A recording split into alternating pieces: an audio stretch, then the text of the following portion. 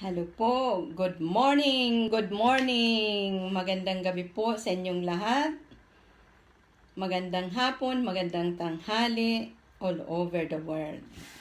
Mga kababayan, nandito naman po tayo makikipagbalitaktakan sa inyo tungkol dito po sa tinatawag nating pagsulong ng Federal Parliamentary form of government sa ating bansa po dito sa Pilipinas.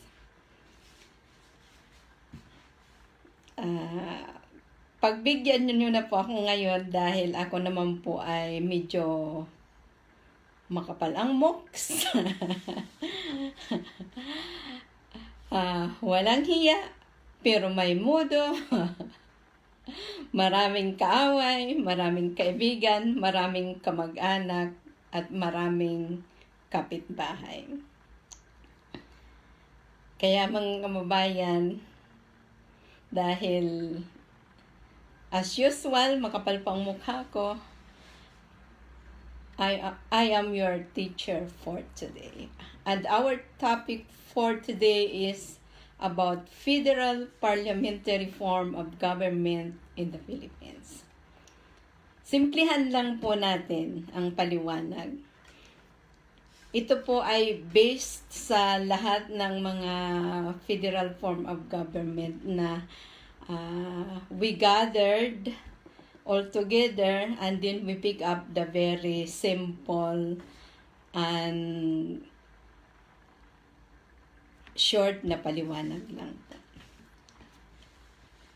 Ang isang Federal Parliamentary form of government po ay napakahirap pong maintindihan ng ayaw umintindi. Pero kung gusto nyo pong maintindihan ay napakadali pong maintindihan. Mayroon naman po tayong mga internet, mayroon naman po tayong mga books, mayroon naman po tayong mga encyclopedia, at kayo po mga politician dyan sa Pilipinas, marami naman po kayong pera, medyo research lang. Ngayon, simple lang po ang mga qualifications sa mga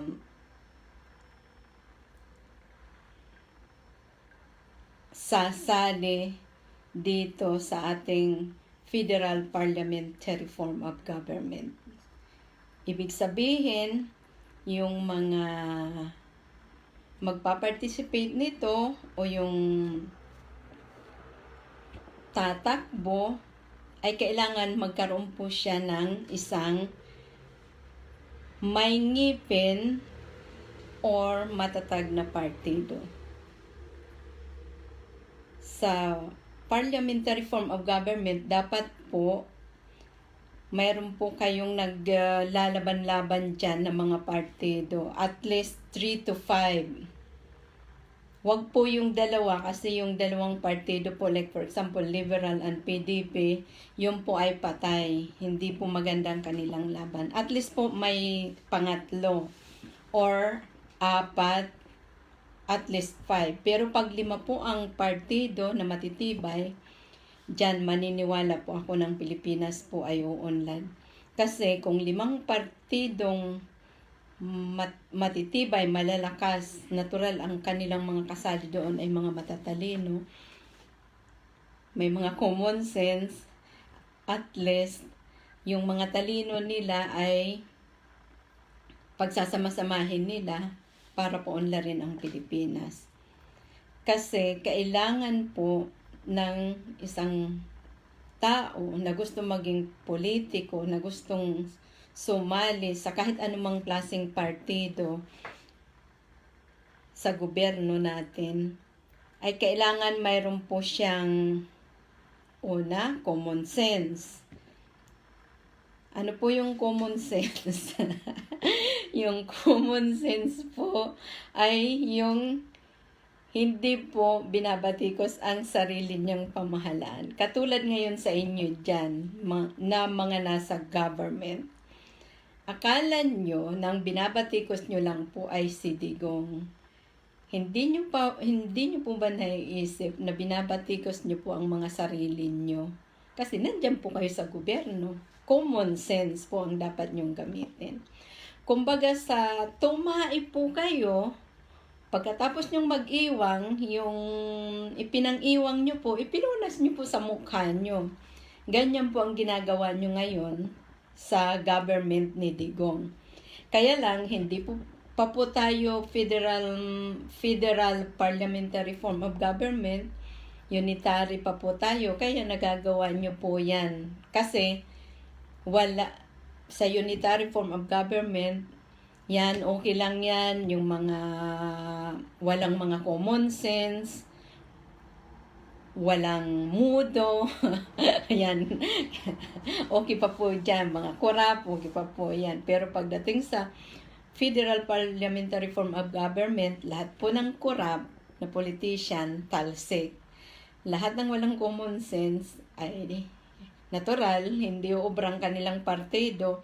So, either na ang partido niya i-kick out siya or i-enhance po siya. In short, yung i-enhance is paaralin siya ng kanyang partido o pagtutulong-tulungan siyang lecture para maging aya-aya siya sa loob ng kanilang partido. Ang mga dapat pa rin po pumasok dyan, pangalawa ay yung mayroong willingness to serve the country and the people of the Philippines.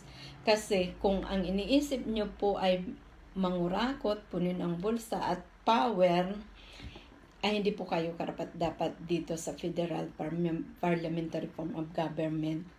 Kasi ang kailangan po dito ay willing po kayo mag-serve sa mga Pilipino, rain or shine, at mahal nyo po ang Pilipinas. In short, number 3, you are ready to die for the country because of your love of the country. Sabi nga ni Donald Trump, America first. So, dapat ang magiging slogan nyo rin po dyan ay Philippine first. Gaya-gaya po tumaya. Pero hindi po. Totoo po yan na napakaganda po niyan. Kung hindi nyo po mahal ang Pilipinas, ay umalis na po kayo dyan sa politika. Like for example, itong mga politician na umiikot sa Pilipinas, nagpapadala ng mga mensahe sa United Nations Organization, i-speech sa mga ibang bansa na ang Pilipinas ay sinisiraan nila. Like for example, dyan si Trillanes, si Leni Robredo, hindi po kayo karapat-dapat dito sa Federal Parliamentary Form of Government kasi wala po kayo pagmamahal sa bansa. Mamaya, babanggitin ko po sa inyo kung bakit. Mayroon po pangatlo, pang-apat, ay mayroon po kayong leadership mindset. Kung wala po kayong leadership mindset, wag na po kayo pumasok sa politika. In short po, kayo po ay may bayag,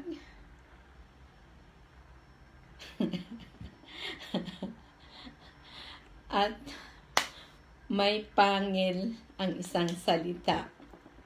Or, gagawa ng batas na may pangil na para sa ikauunlad ng Pilipinas at para sa ikauunlad ng mga mamayang Pilipino. Hindi po yung ikasisira ng Pilipinas at hindi po ang ikalulugmok ng Pilipinas. Like for example, yung train law, yung mga politician po dyan na nagsasabi na ang train law po ay masama. Katayin nyo na po sila dyan. Hindi naman totaling katayin. Wag nyo na po sila iboto. Kasi Wala po sila doong common sense, wala po silang love for the country, wala po silang willingness to serve the country, wala po silang leadership. Alam niyo po kung bakit? Kasi, katangahan niyo naman.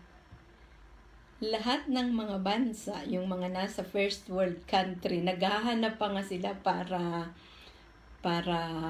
makakuha ng pera sa mga tao. Lalo na sa mga mafioso at mga mafiosa. Talagang gagawin nila ang lahat.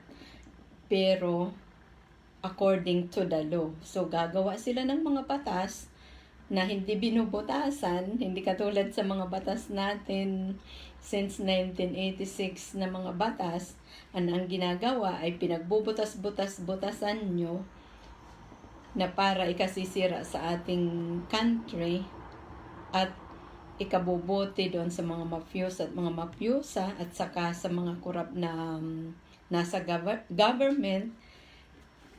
Hindi po kayo karapat-dapat kapag federal parliamentary system na po ang ating gobyerno. And last but not the least, ikaw man po ay mahirap, mayaman, or yung tinatawag na mayroong selfless.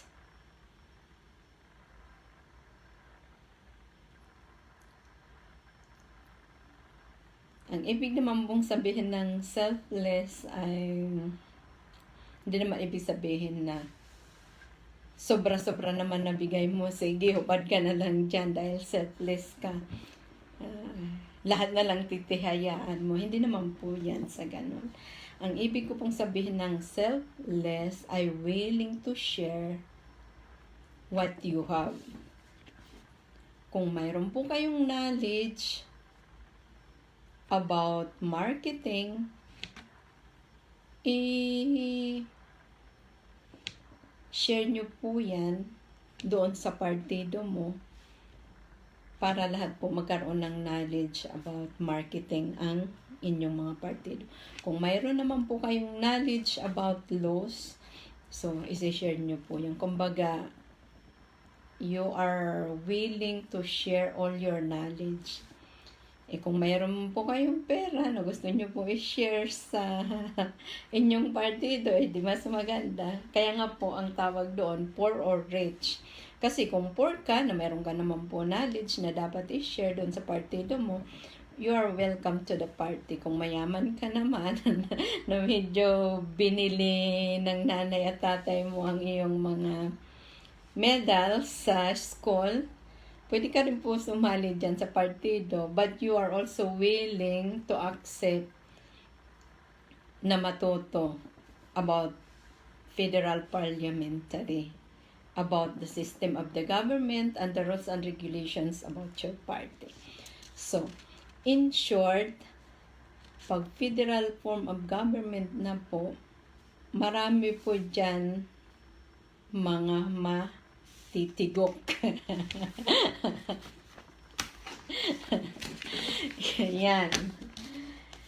Ngayon, tanungin naman natin ang sarili natin. What is parliament?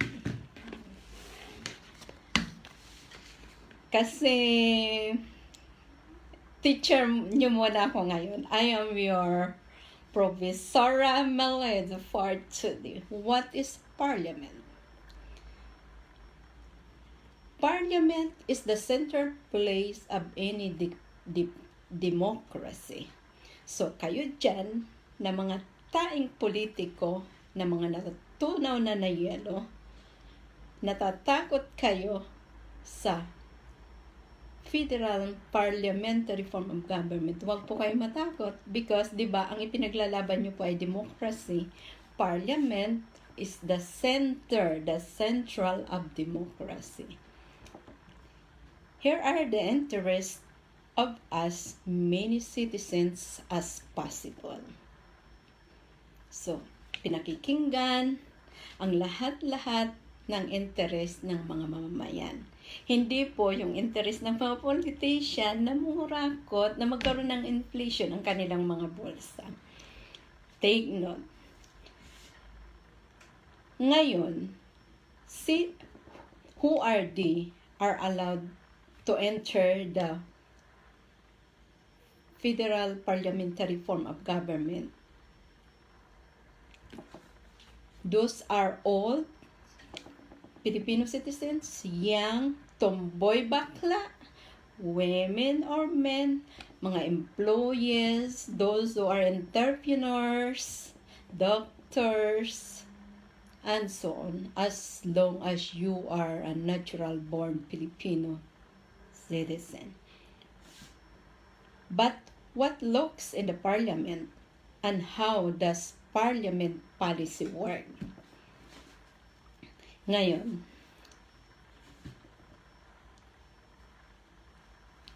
paano gumagana ang isang parliamentary at how it looks like? Ganito po yan. Lahat po ng sasanib doon sa kanilang mga political parties, kailangan po ang partido na kanilang sasaniban, like for example, ang partido na itatayo ko, ang partido na itutuloy ko, Green Revolution, Progressive Party of the Philippines. Lahat po ng sasali dito sa aming partido. Kasi ayaw ko na mo yung Liberal and PDP. Kasi mga ano na po sila, mga ugag na partido na. Like for example, the hukbong kay Inday Sara. Ang ganda po ng partido na yan. Ituloy nyo po yan. Kasi mas maraming partido, mas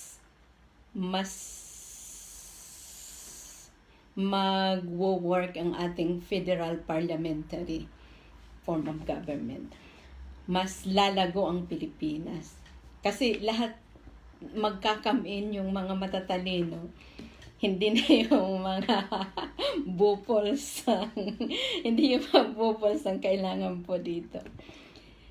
Like for example, yung partido ni Inday Sara na tapang malasakit na yan, hukbong ng tapang at malasakit. Bawat papasok po sa kanilang partido ay kailangan ang mga kasali doon sa partido ay magkakaroon sila ng basic course on democracy,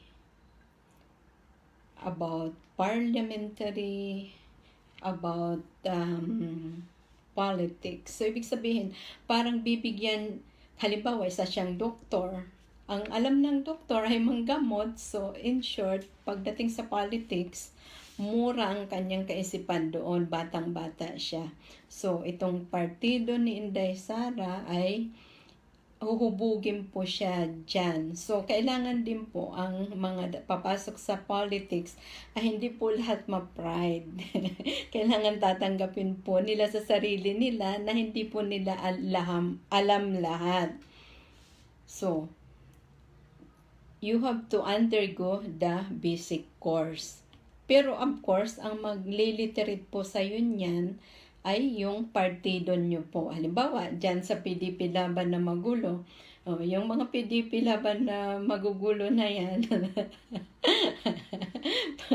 patay na yan lahat at kumuha na kayo ng mga medyo bata-bata na medyo may psychological background. Kasi nakakahiya po ang mga inaasal nitong mga PDP. At itong mga yelo naman na natutunaw na sa ngayon, abay, kalimutan nyo na yung inyong mga political na ipinaglalaban na paawa system.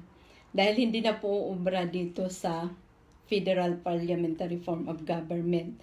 Ang kailangan po dito ay may modo, walang hiya pero may modo. May common sense, At saka, lahat ng pride ay linulunok. In short, mapagpakumbaba pero matapang. Hindi tatanga-tanga tulad ko. Kasi tingnan yung katangahan ko. Lahat ng pinagputahan ko dito ng euro sa Europa ay kinuha lang ni Andrew Tan ng Mega World at saka ni Andrew Gutchano ng PhilInvest. Diba? Oh, yan ay example ng katangahan. Kaya huwag tatanga-tanga. Hoy, Andrew Tan, Andrew Gutchano, hintay kayo. Pag dumating ang tamang panahon. Ay, nako, gago. Continue. So, ibig sabihin, dadaan po tayo sa basic course. Number 1 is about democracy.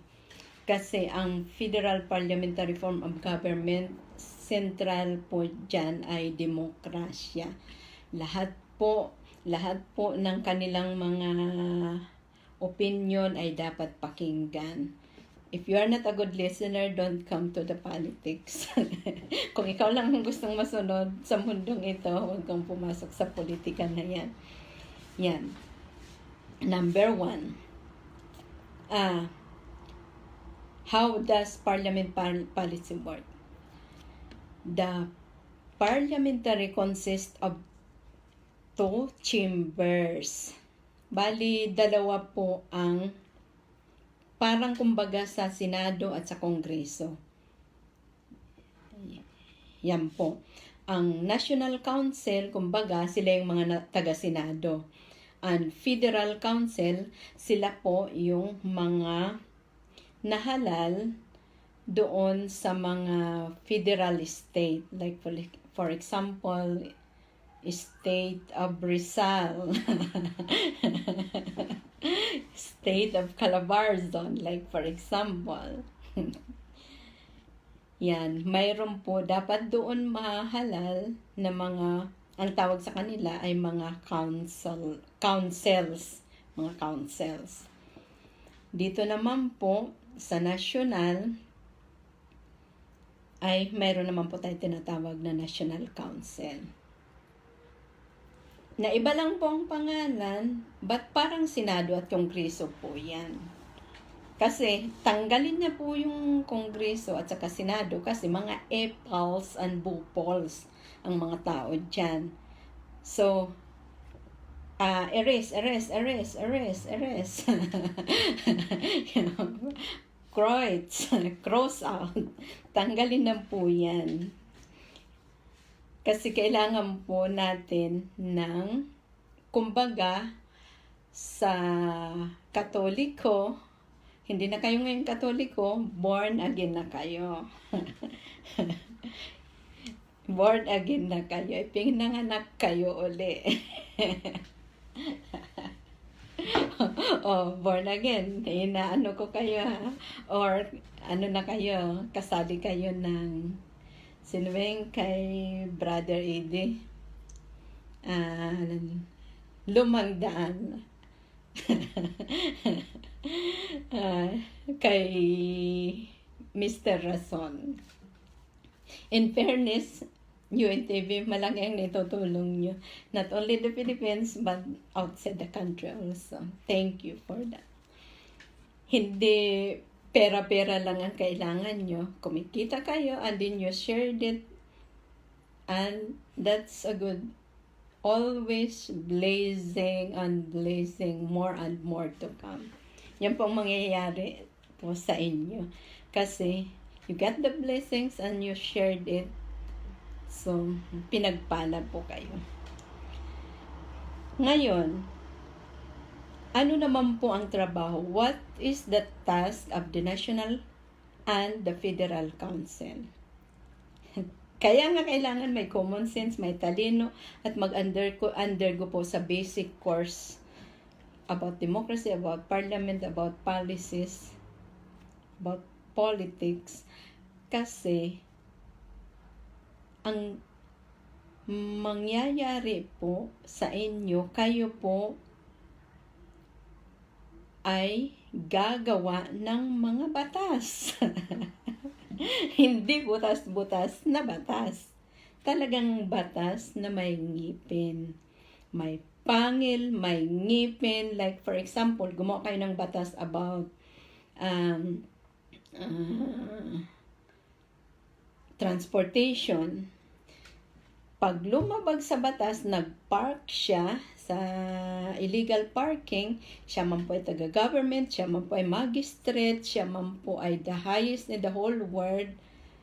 Kung ano ang batas, dapat magbayad po siya sa batas. Kung ang kailangan na batas ay makulong siya, dapat po ikulong siya. Kung ang nasa batas ay magbayad siya, magbayad po siya. So, income po yan ng government. So, ibig sabihin, itong mga National Council and the Federal Council ay magpapatupad at gagawa ng batas at magpapatupad ng batas. Pero yung mga batas ay kailangan sundin. Kasi, biro mo, sa traffic na lang, ang daming violator dyan. Dapat hindi na yung kinakausap. Maggawa kayo ng batas na pag lumabag ka sa batas, hindi na dapat yan mga MMD ikakausapin.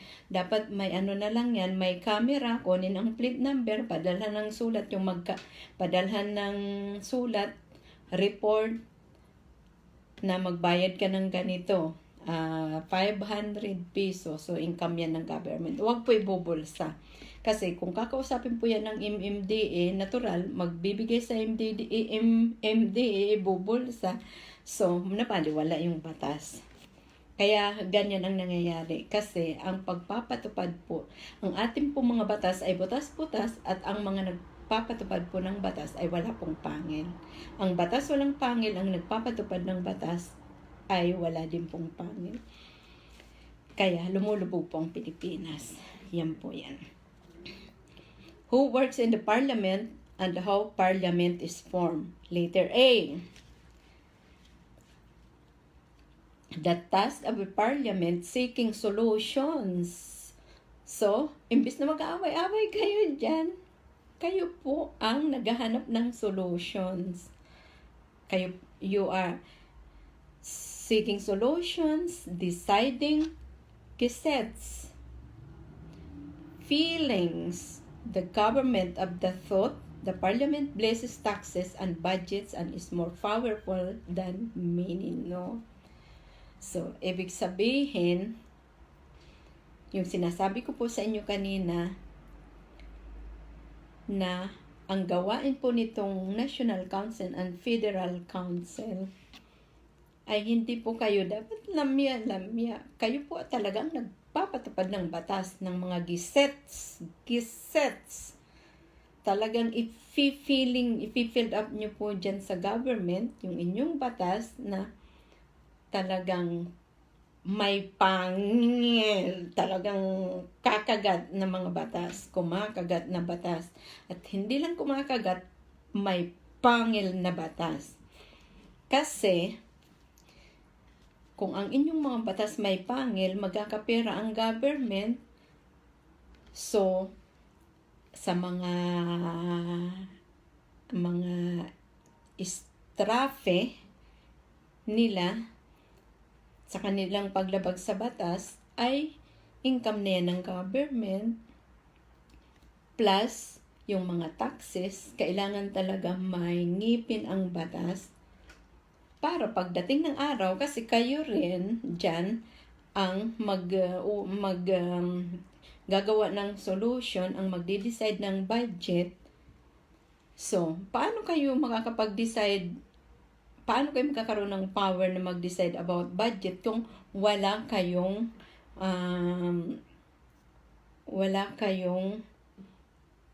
sapat na budget? Doon, nakuha niyo po yung ibig kong sabihin. Dahil sa inyong mga batas na pinapatupad, magkakapera ang government. Like for example, yung mga violators, magkakapera ang government. Doon sa mga taxes na mga buwis, kailangan patibayin niyo yung batas para koleksyon ng koleksyon, mayroon kayong sapat na budget. Ngayon, hindi kayo ride and ride na, oh, akin yung tertiary batas. Hindi yung kay Digong, akin yan. Sabi pa ni Bam, nasakay ng sakay. Sir, fuck you. Wala ka na. You're already out of in the line kasi hindi na kami buboto sa inyo, boy pagpag. Ngayon, ang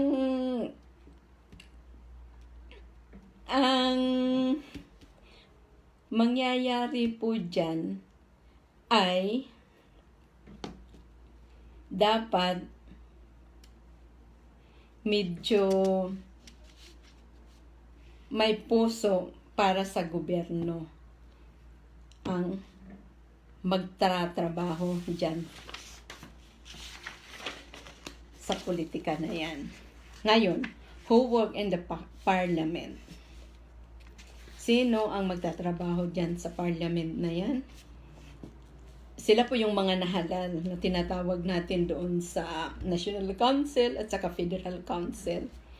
Yung mga taga-Federal Council, sila po ang representative na ipapadala ng bawat federal. Who works in the parliament? Democracy is valuable. So, kita nyo? Bakit kayo natatakot din na mawawala ang demokrasya? Democracy is always there. Valuable but does a lot of work. Ang demokrasya ay nandyan pero kailangan ng maraming trabaho. This done not only by the parliamentarians and their staff but also by the President of the National Council. And the Federal Council, the parliamentary clubs, and the staff of the parliamentary directorate. So, yung mga parliamentarians na yan, magtutulong-tulong yan. Kaya ang presidente natin katulad kay Digong na may balls, may leadership, may paninindigan. Yan po ang dapat natin hanapin the next time na maghahanap tayo ng isang presidente. Yung presidenteng nagtatrabaho. So, ibig sabihin, marami po ang nagtatrabaho. Yung president, yung National Council, yung mga parliamentarians, ang kanilang mga staff, Federal Council, at saka yung mga clubs nila. Ang tawag niyan natin ay mga directors, kumbaga sa ngayon. At yung mga director nila. Sila po ang magtatrabaho letter B and letter C. How are the parliament formed? Letter C.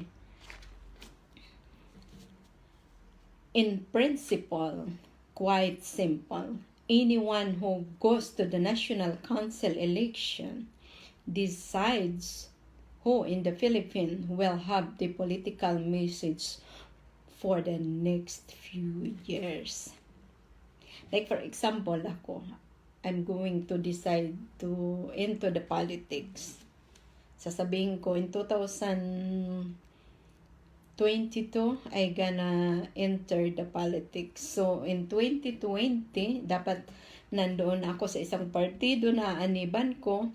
Tapos, nililecture na ako ng isang partido or ina-undergo na nila ako ng basic course about their platform ng isang partido, about the democracy, about federal system, about democracy, about parliamentary system, about politics. At yung kinakailangan pa about psychology kasi mayroong maninipis ang skin na pumapasok sa politics. Pag ikaw po ay pumasok sa politics, kailangan po you are not an onion skin. Kailangan po ang skin nyo po ay skin ng kalabaw. Katulad ko, walang hiya pero may mudo. Kasi, kung ikaw ay onion skin, ulan pa lang, tumba ka na. Ay, paano pag dumating ang bagyo? Di patay ka na. Ganun yun. Ibig sabihin, in politics is very fighting word.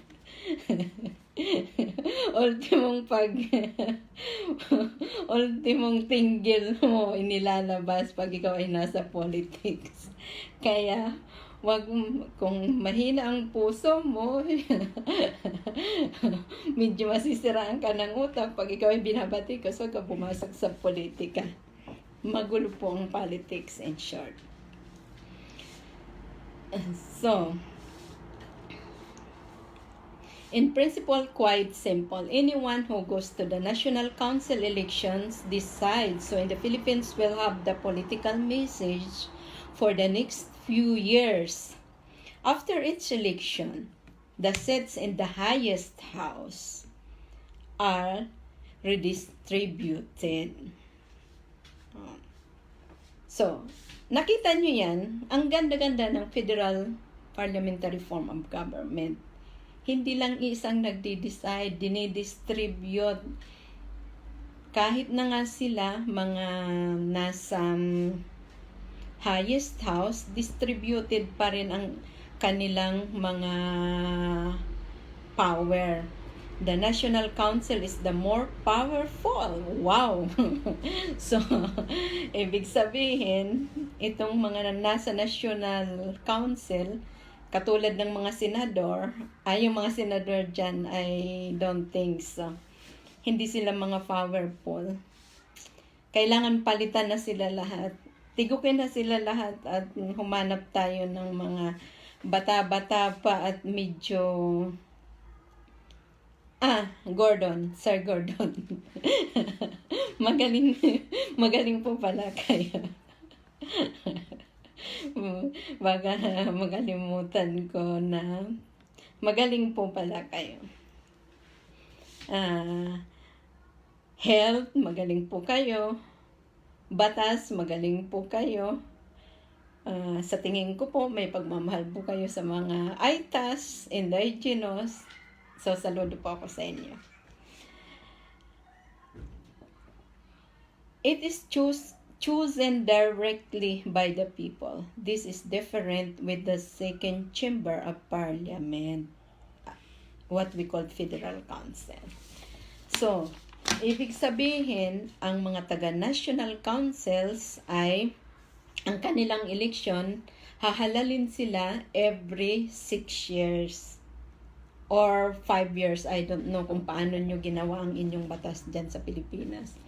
Ito naman pong mga federal councils sa mga taga-federal states para po makatipid po tayo ng pera naman tuwing election kasi naglalabas tayo ng maraming pera. So, every 5 years.